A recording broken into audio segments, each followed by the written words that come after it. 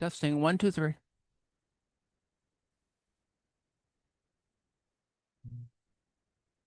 Testing 1, 2, 3.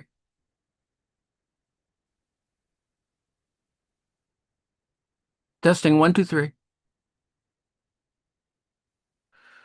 All right, let's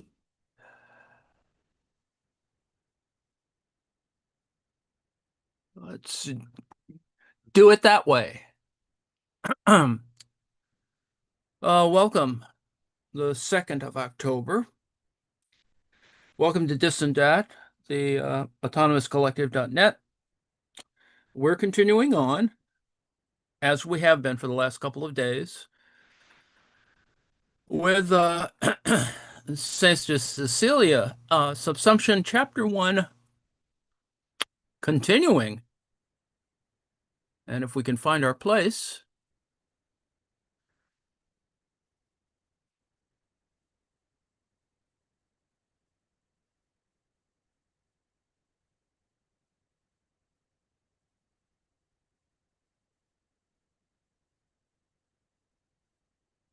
we're in Chapter 2, and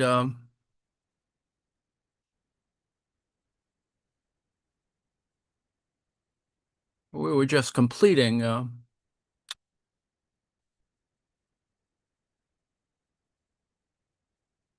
the 3 section, Section 3.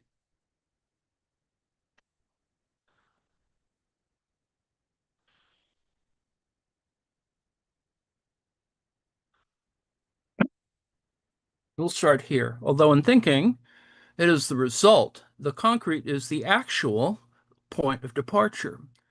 Thus, thought activity strives to reach the actual in order to develop a materialist self-consciousness within and in relation to the actual as totality and horizon of all activity.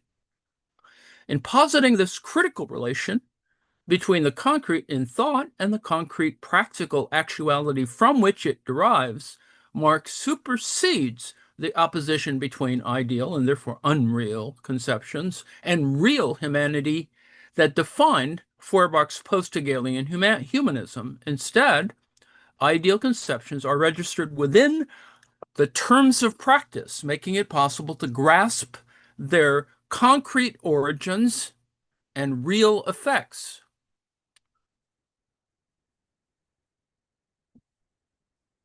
As Balabar notes, the point is no longer to denounce the abstraction of universals, of generalities, of idealities by showing that the abstraction substitutes itself for real individuals. It now becomes possible to study the genesis of those abstractions, their production by individuals as a function of the collective or social conditions in which they think and relate to one another. A science of praxis does not therefore depend on a beginning principle, for example, the I, which in its universal validity could only be derived idealistically, but on those material conditions and practices that support and motivate the production of ideal forms.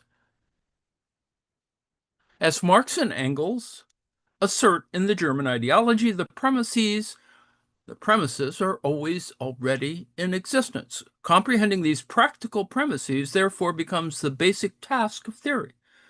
But because it is practice itself that constitutes actuality in its fundamental form, and that produces the relation between subject and object, this theoretical task produces a unique mode of self-relatedness, a self-conscious reflection on human actuality in its active unfolding, as idealism already recognizes it to be, albeit in a distorted, one-sided form. This holds not only for forms of ideal abstractions identified by the critique of ideology, but also for the actual forms of abstraction that constitute the material conditions of practice, the inner logic of the practical social body in which relations such as subsumption are key. Marx's critical discourse therefore takes practical activity as its theoretical object, whilst at the same time constituting a central aspect of this activity precisely insofar as it deliberately supersedes its status as a merely theoretical discourse, and is instead grasped as a form of praxis. But given that this conception of practice is still a reconstruction in thought, how close does it come to the actuality it refers to and reflects? If it is to be the real reality of a radically original critical discourse, simply negating the primacy of the ideal in favor of practice as such is insufficient. As such, a discourse remains at worst constrained by an idealist framework, or provides at best no more than a truncated critique of philosophy that fails to transcend its particular concerns and posit a new problematic region proper to the revolutionary project. The concept of activity outlined in the theses on Feuerbach does not sufficiently determine the processual objectivity of the relationship between thought and activity. It remains discursively located in the opposition between the two as abstract essences, valorizing one over the other on the grounds of a higher degree of actuality or a richer quality of being.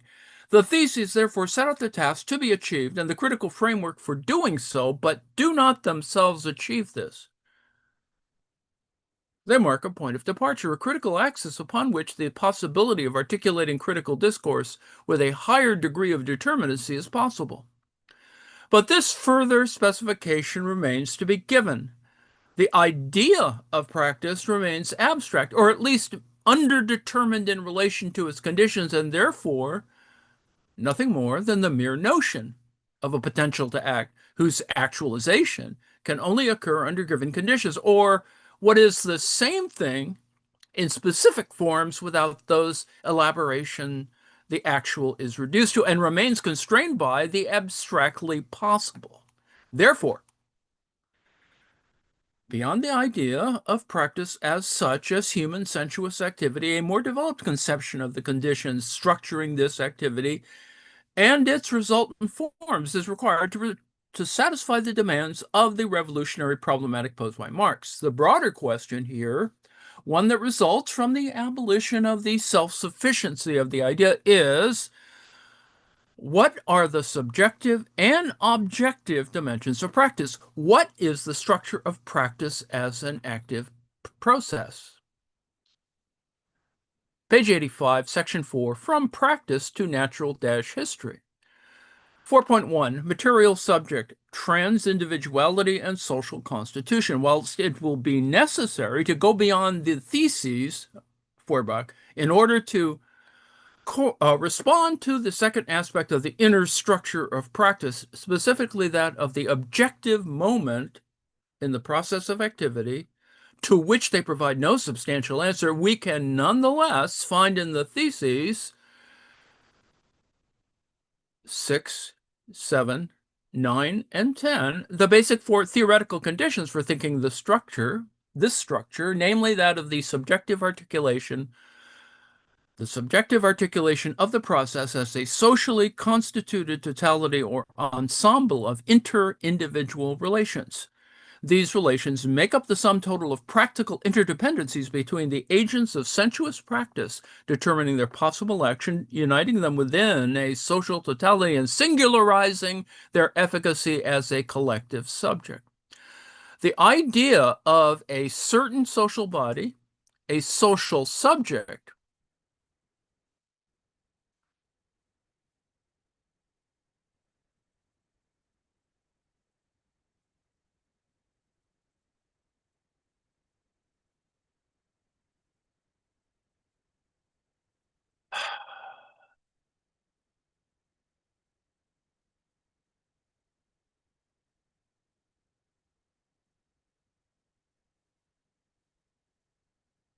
the idea of a certain social body, a social subject, is not novel to Marx and is established paradigmatically by Hegel in the transition from self-consciousness to spirit that takes place in the phenomenology, footnote 60.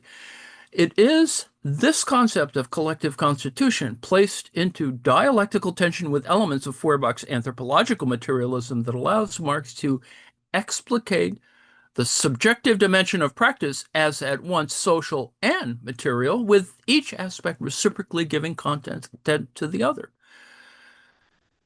Marx himself had been thinking against an abstract conception of the human individual as early as his doctoral dissertation.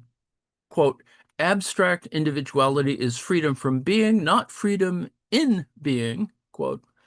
But the theses represent a progression beyond the conception of subjectivity previously held by Marx, for example, in 1843, when he claimed that subjectivity can only exist as a corporeal individual, and on that basis argued that collective politics ought to struggle for a radically democratic version of representational actuality, i.e., the political form that corresponded most adequately to the real individual.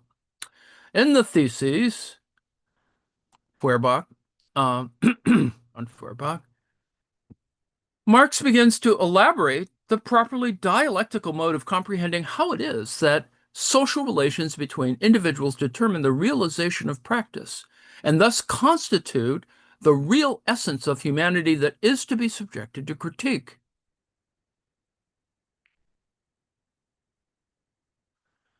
The idea of social relationality is synthesized with the first moment of the theses, the negation of the primacy of the ideal in favor of the practical, in order to assert that all social life is essentially practical, implying reciprocally that all practice is essentially social. This is the most developed result of the theses 8, one that combines their two principal arguments. Humanity is therefore redefined as a collective subject, realizing itself by means of a trans-individual practice, to use Balibar's term, determined by the totality of cooperative relations through which the active capacity of each individual can be realized in process. Crucially, for Marx, this totality of relations through which the practical essence of humanity is realized is not fixed but variable in its concrete actuality, rendering the identity of the individuals dependent on historically specific structures of sociality. The quote, the abstract individual belongs to a definite form of society, unquote. Footnote 61.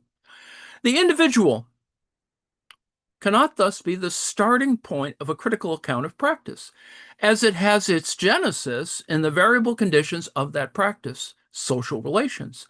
The theoretically undetermined content of practical individuality posits only a negative essence characteristic of the human species, and in doing so, breaks with a second antithesis presented by the traditional theoretical discourse, in many ways derivative of that between idealism and materialism, that is, that between individualist and holist, HOLIST, conceptions of human constitution.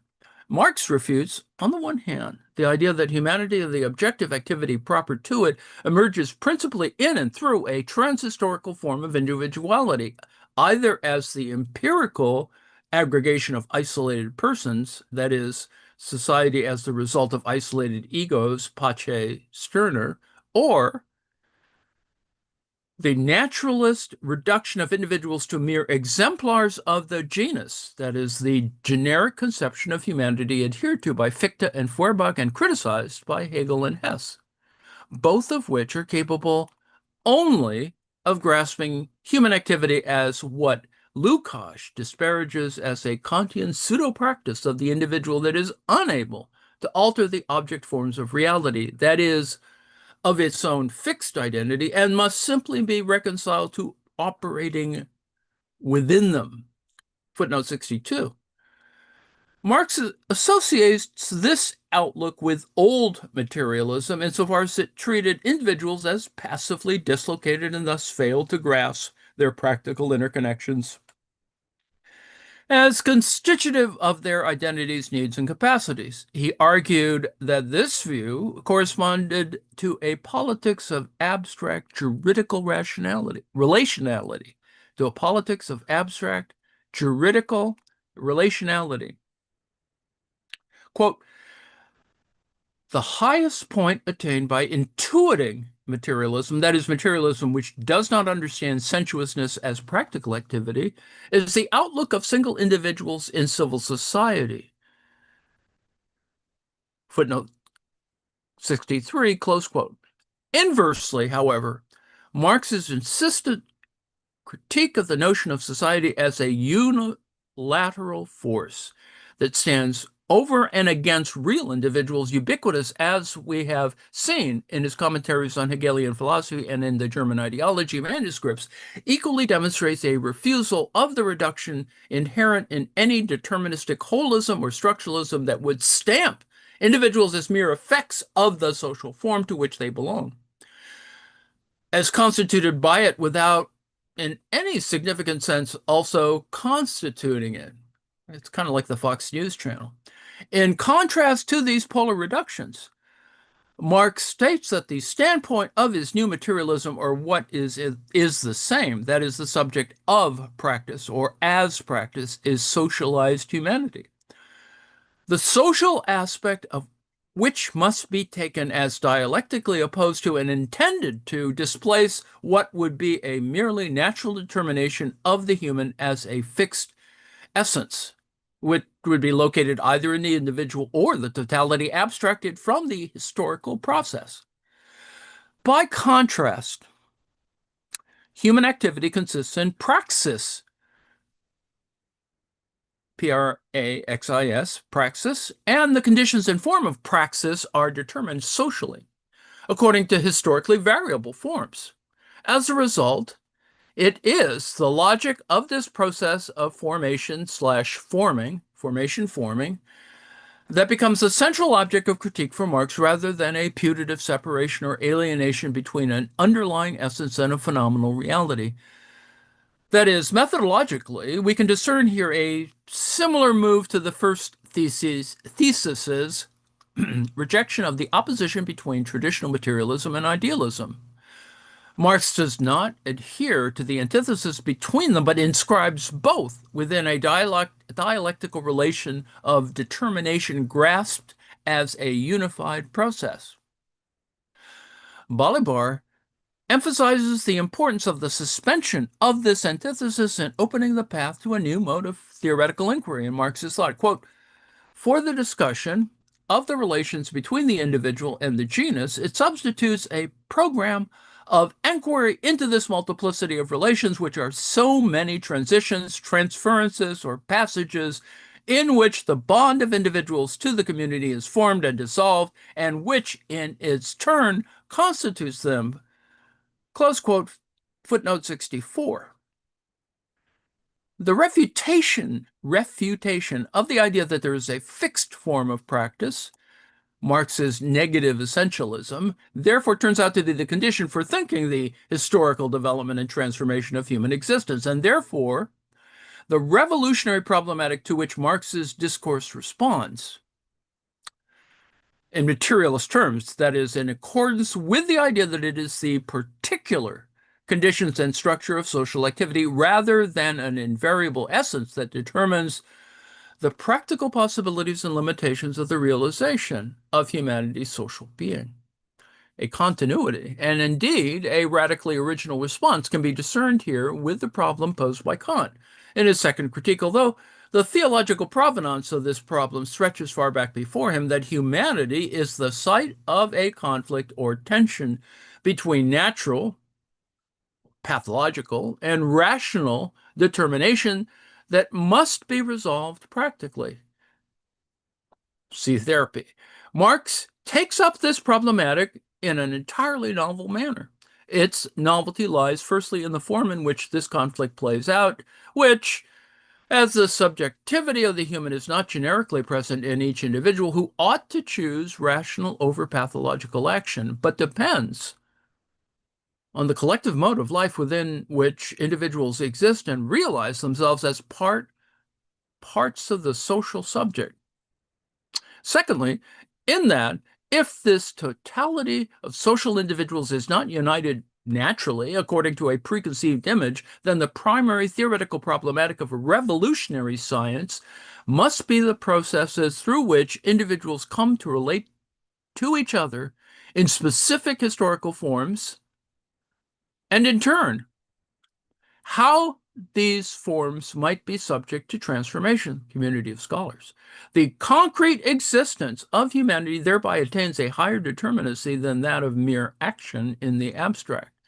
Individual practice is realized socially, and the social is realized in the collective, coordinated activity of an organic totality of individuals united in a singular subject that exists and is capable of changing in the process. Marx thus establishes a dynamic of reciprocal determination between individuals and the total social subject. Just as society produces man as man, so is society produced by him. Footnote 65. Although a certain degree of reciprocity between individuality and the collective totality can be found in Hegel's works on spirit, albeit with well-known speculative deformations. The mode of relationality constituting this circuit remains ideal and consists in merely representational or logicized connections, whereas for Marx, the circuit is articulated practically in real human activity. 4.2, practical object, the mediating instrumental field. In the terms of Marx's theoretical orientation and method, the inquiry into the logic of the body politic, the political structure of the social subject with which he began, has become an inquiry into the global structure and functional logic of the practical relations governing the realization of objective activity within a collective or collaborative totality. But beyond the social interconnection between individuals enabling and giving form to this activity, the threshold of comprehension delimited by a theory of trans-individual practice, its objective structure, that is, the external, natural conditions that confront the social subject and its relation to these conditions, remains to be determined, even as a general transhistorical form, before it is grasped in its historical concretion. We must then ask, in what do the objective conditions that constitute practice and are in turn transformed by it consist? Social relations are obviously also conditions of practice and possess a certain degree of objectivity for the individual inscribed within them.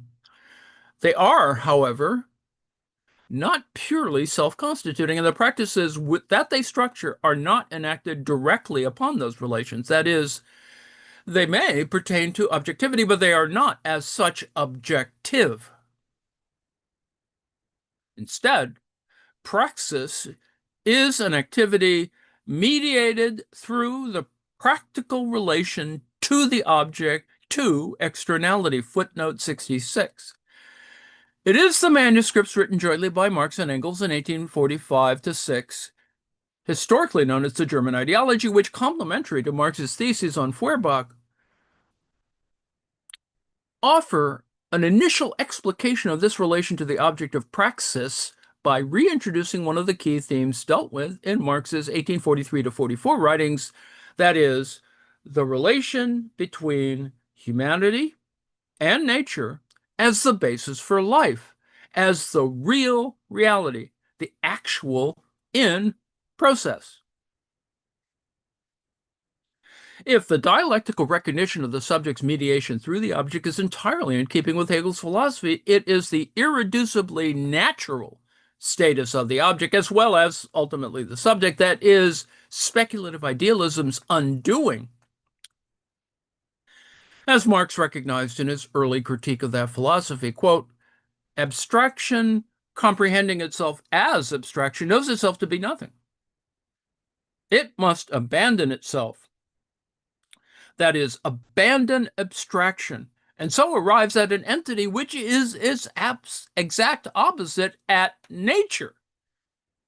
Thus, the entire logic is a demonstration that abstract thought is nothing in itself, that the absolute idea is nothing for itself, that only nature is something. Footnote 67. The residual exteriority of the object to the subject.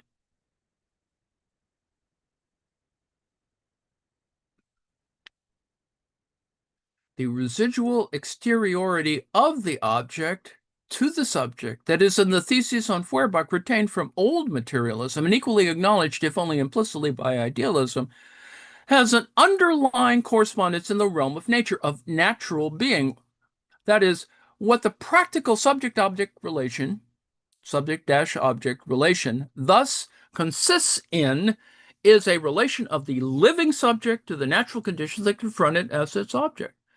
But, and again, Marx's scrambling of the idealism-materialism antithesis is key here. The object as nature is not conceived of as dumb matter, as intuited, any more than the subject could be taken to be an immaterial self-grounding will.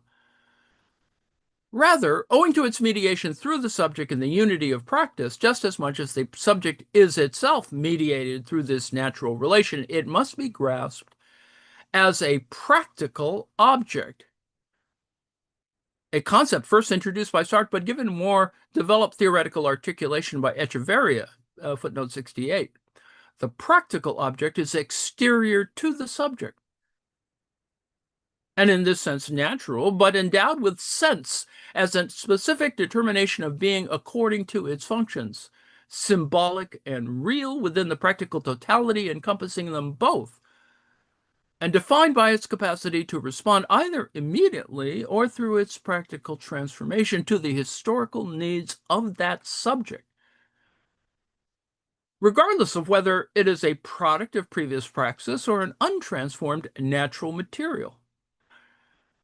The object of practice, therefore, always necessarily has a socio-practical, socio-practical objectivity that transcend and is irreducible to its purely natural, which is to say, empirically intuited qualities. This objectivity, Gegenständlichkeit, is the general form or global context within which anything can appear in opposition to the subject as a possible object of its activity. Footnote 69.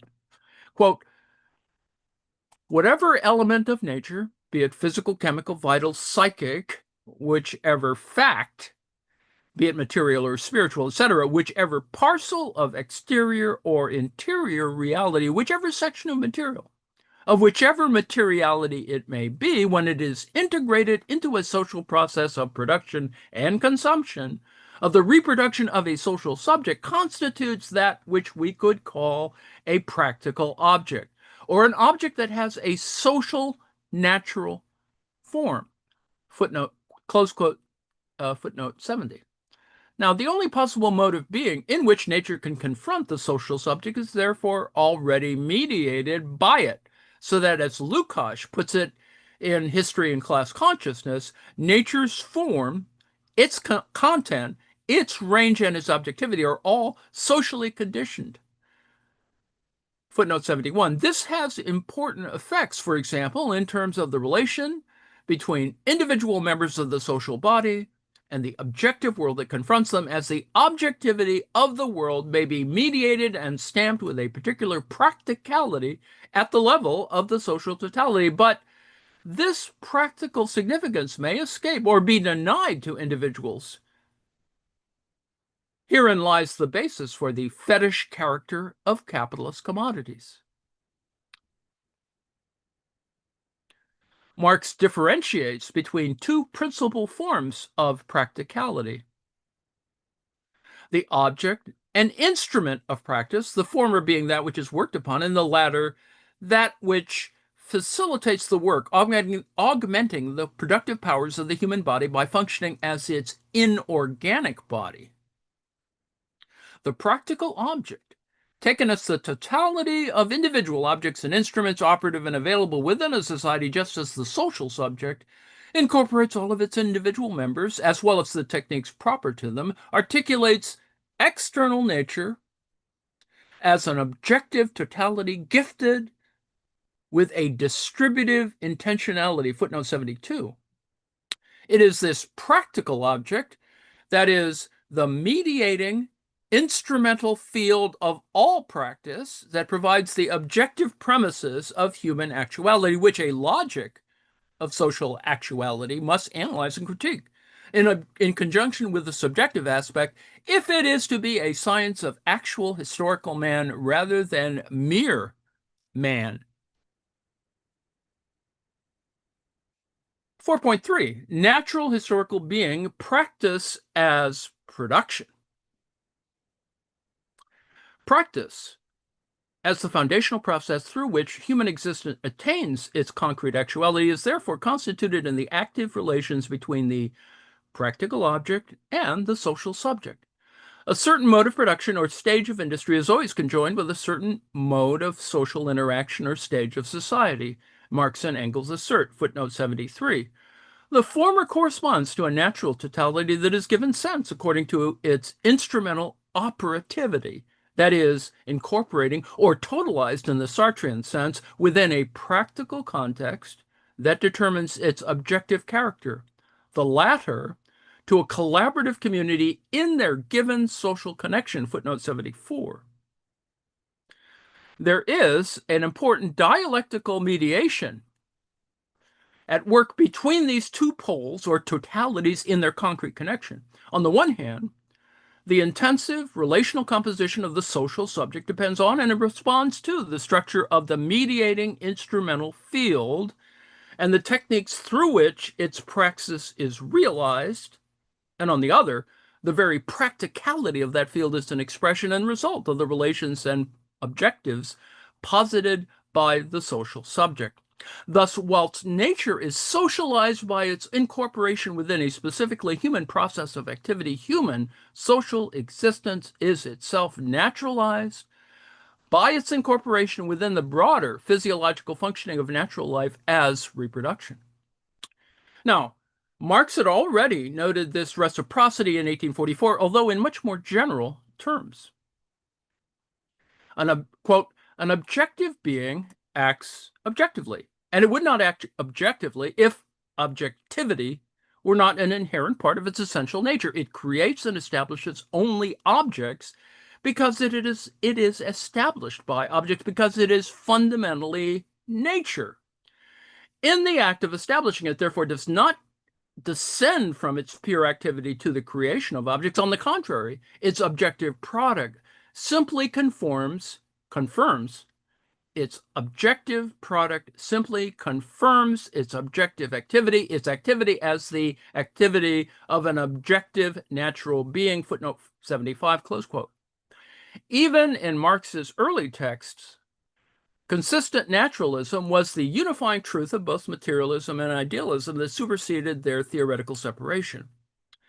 The consistency at stake here would be precisely the recognition of a dialectical interpenetration between humanity's natural and socio-historical being. The human cannot be abstracted from nature, as if man is not always confronted with historical nature in a natural history, but is rather realized in and through it as part of it. Footnote 76, quote, man lives from nature i.e., nature is his body, and he must maintain a continuing dialogue with it if he is not to die. To say that man's physical and mental life is linked to nature simply means that nature is linked to itself, for man is part of nature, footnote 77, close quote.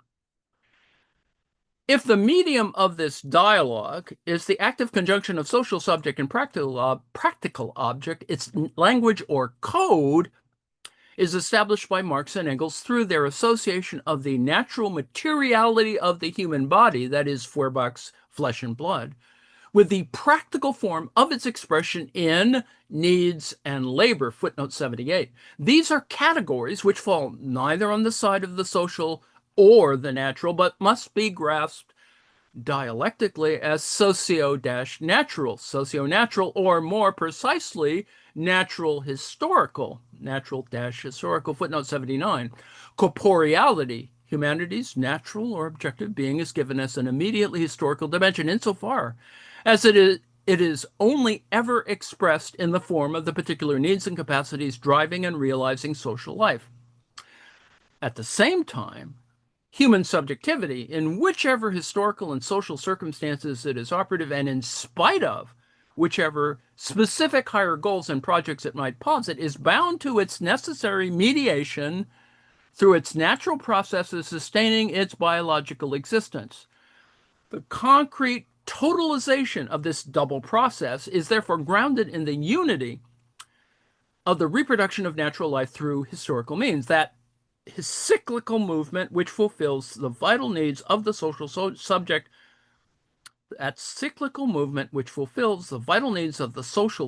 on the basis of the resources, techniques, and knowledges available to it in its given circumstances, that is, geographically, ethically, culturally, etc. In their famous passage on the natural foundations of history, Marx and Engels declare that, quote, we have to make a start with the Germans, who are devoid of premises, by setting forth the first premise of all human existence, and therefore of all history, namely the premise that all men have to be in a position to live in order to be able to make history. But living requires, above all else, eating and drinking, shelter, clothing, and yet other things. The first historical act is therefore the production of the means to satisfy these needs, the production of material life itself. And indeed, this is a historical act, a founding condition of all history, which must be fulfilled today on a daily and hourly basis, just as it was thousands of years ago, simply for men to stay alive. Footnote 80. Close quote. This passage is crucial and marks the point at which human activity practice is designated in its specificity as production, which takes place according to the demands and as the realization of a specifically natural process of life. Even where critical and post-Hegelian philosophies acknowledge the constitutive role of nature, or the natural dimension of human existence, it was in almost all cases, with Schelling perhaps being the notable exception, restricted to a merely secondary status in terms of the determination of the actual, having no effective presence other than as an expression or objective product of subjectivity, which conversely had to pay no such conceptual tribute to nature. The subject was given monopoly over every process, for example, in Kantian philosophy, where the lawfulness of nature is a product of subjectivity, and even the concept of life was considered in terms of rational consistency or development eminently for Hegel. Here, however, this unilateral primacy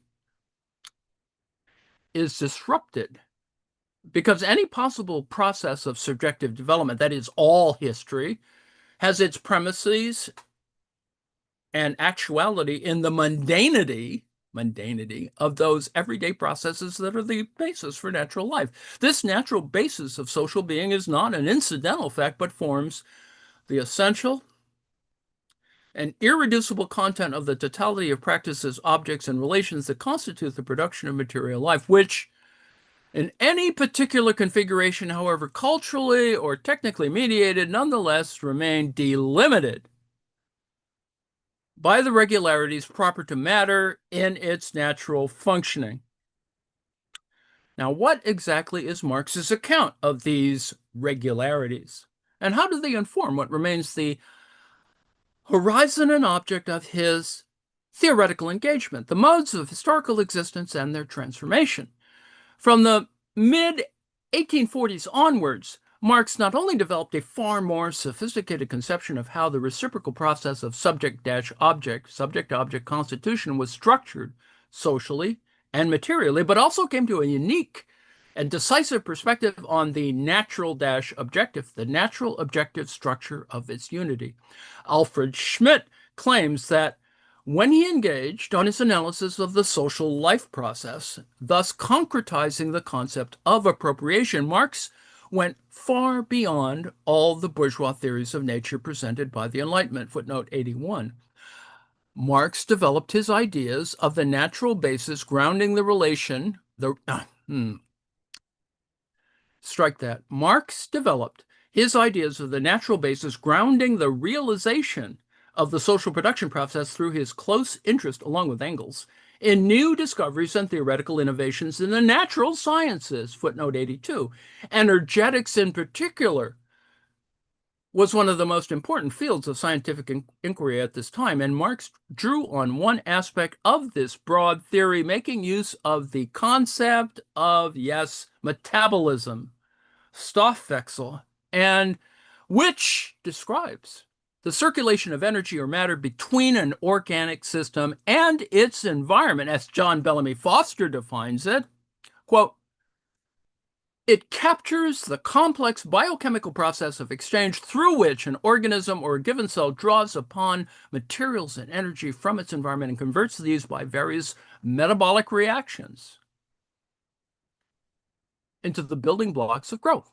In addition, the concept of metabolism is used to refer to the specific regulatory processes that govern this complex interchange between organisms and their environment. Close quote, footnote 83. Marx appropriated this notion of material interchange and its regulatory processes and began to incorporate it from the 1850s onward as an essential aspect of his theory of praxis that would explain its structure as a natural process, as part of nature, with a greater determinacy than had previously been possible.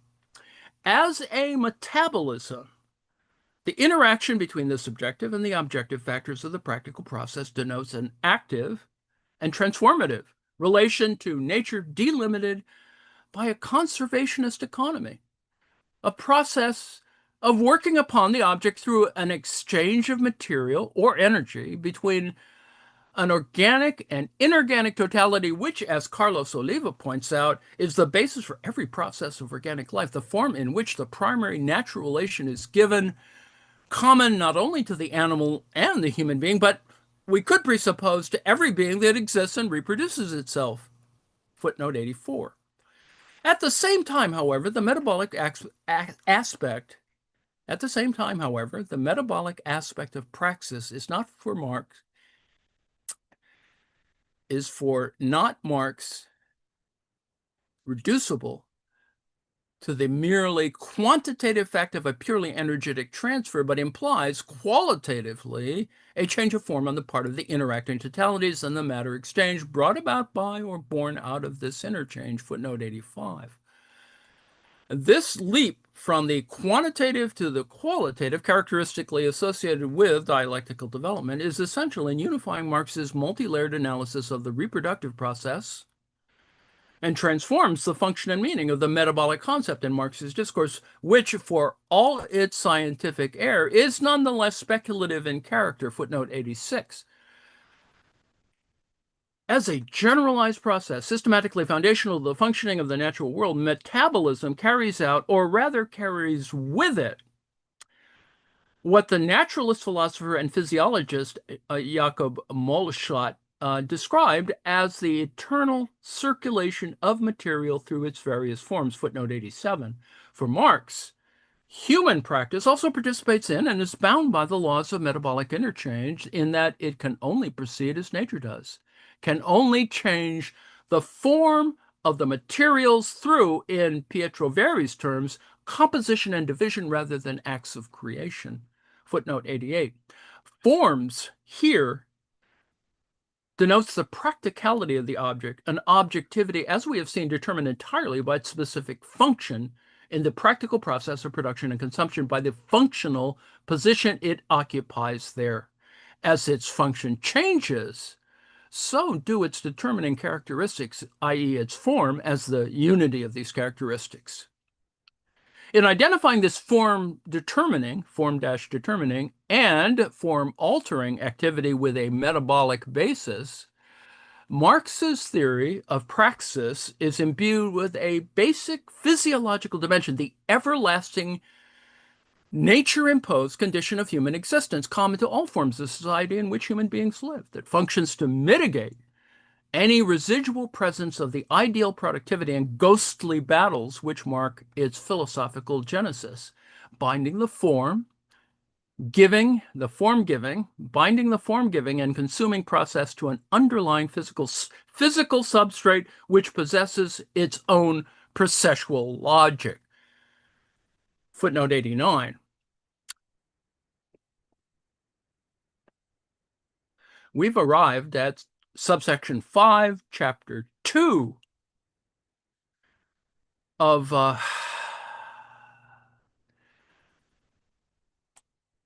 the text, and therefore we're going to stop. We will continue on tomorrow with subsection 5, against nature, on page 96. And this is the autonomouscollective.net. I will now, therefore,